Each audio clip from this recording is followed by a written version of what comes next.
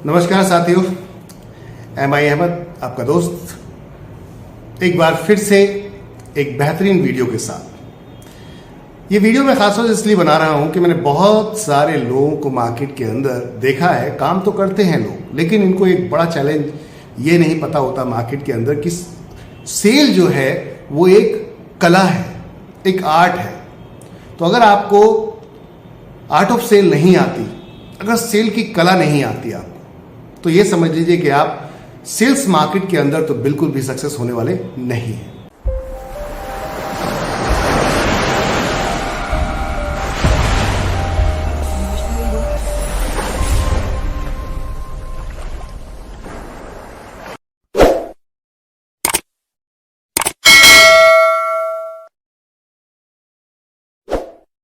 और ये पूरी इंडस्ट्री अगर देखा जाए तो एक सेल्स मार्केट ही है। तो समझते हैं एक स्टोरी के माध्यम से इस चीज को कि सेल्स किस तरीके से सही मायनों में कैसे करता है एक व्यक्ति, और कौन इसमें सक्सेस होता है और कौन फेल होता है। एक पिता थे 2 बच्चों के, उन्होंने 2 लड़के थे उनके। एक बेटा जो था वो सेल्स को बहुत अच्छी तरीके से जानता था, एक बेटा बिल्कुल ही सेल्स को नहीं जानता था।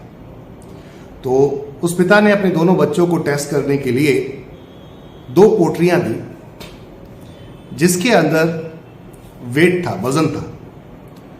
दोनों को ये नहीं पता था, दोनों बच्चों को उनके, कि इसके अंदर कुछ अलग है या इसके अंदर कुछ अलग है। दोनों पोटलियां सेम दिख रही थी। उन्होंने दोनों से कहा जाओ इसको बेच कर आओ, और इसकी मिनिमम जो कीमत है वो 1000 रुपये है, मतलब 1000 से नीचे में ये बिकना नहीं चाहिए। आपको इसको बेच के आना है 1000 रुपये में।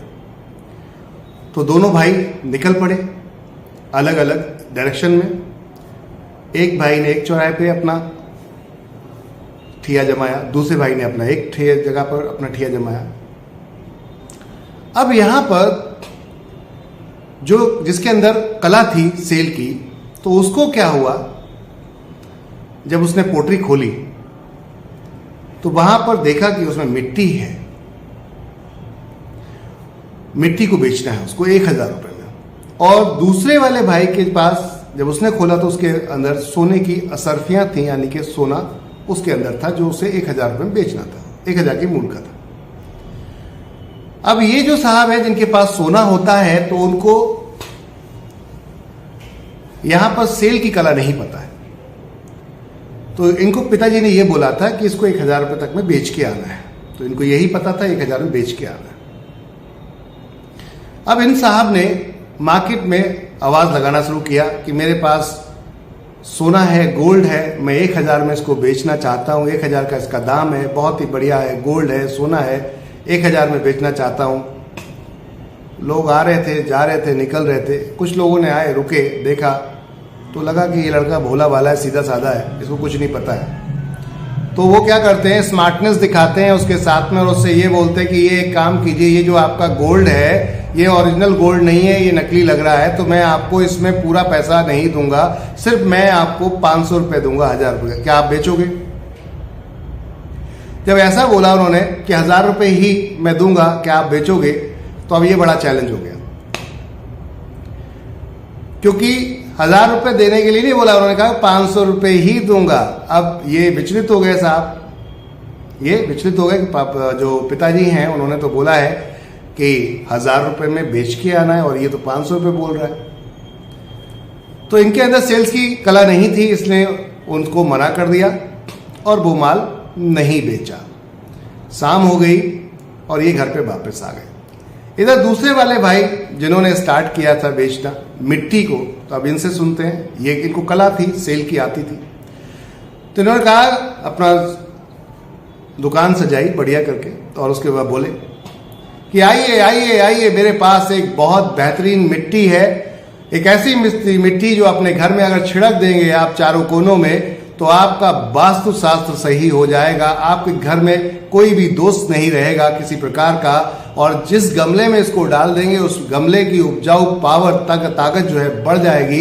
ये चमत्कारी मिट्टी है, गजब की मिट्टी है, एक बार देखिए लेकर। मात्र जरासी थोड़ी सी ही है, सिर्फ अभी का जो भाव है वो अभी का जो भाव है वो 10,000 रुपए का है। अभी का भाव जो है वो 10,000 रुपए का है। तो उसने बहुत सारे लोगों को इकट्ठा कर लिया कि चमत्कारी मिट्टी है, चमत्कारी मिट्टी है। लोग आ गए।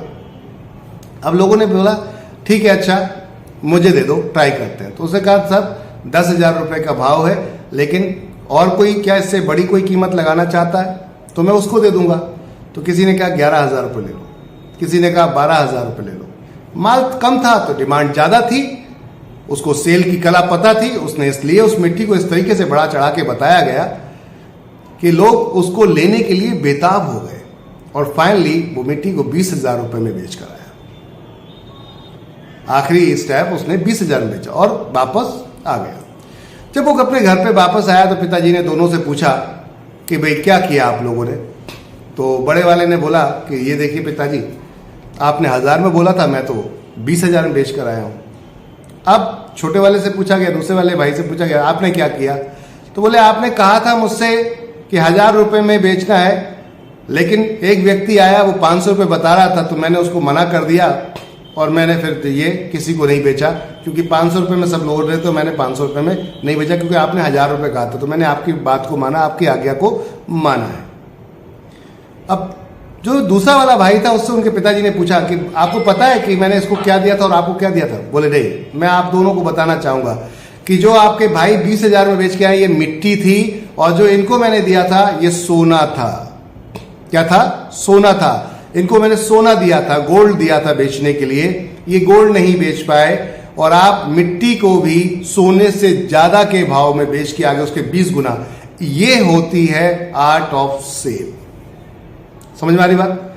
तो जब तक आपको सेल की कला नहीं आएगी तब तक आप कुछ भी नहीं बेच पाएंगे।